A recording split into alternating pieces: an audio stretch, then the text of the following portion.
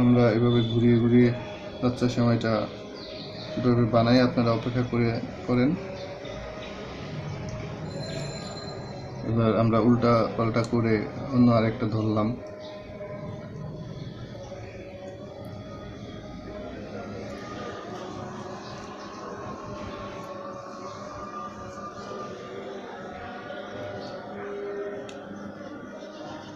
বেশি জোরে টানা যাবে না, তাহলে ছিঁড়ে যাবে।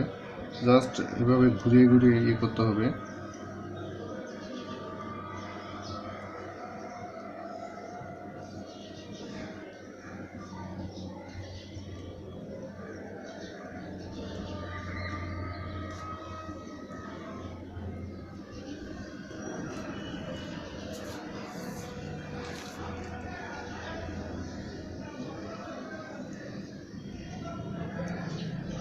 এই ঘূর্ণনের মাধ্যমে এই চিকন চিকন সুতা তৈরি হবে এবং সুতাটাকে আমরা একটা প্যাচ দিব।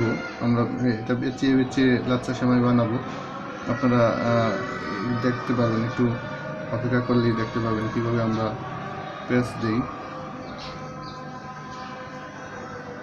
এরকম লম্বা হয়ে যাওয়ার পরে জাস্ট আমরা এভাবে একটা আটের মতো একটা প্যাচ দিব। প্যাচ দিয়ে এটাকে আবার ঘুরাতে থাকবো।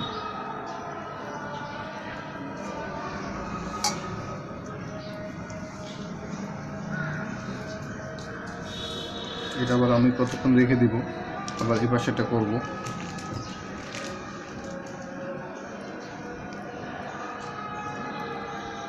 এরকমভাবে আমরা প্রায় 20টা প্যাচ দেব। আমরা এভাবে আসবো আপনাদের কাছে 5-6 নাম্বার প্যাচে আবার আপনাদেরকে আমরা দেখাবো।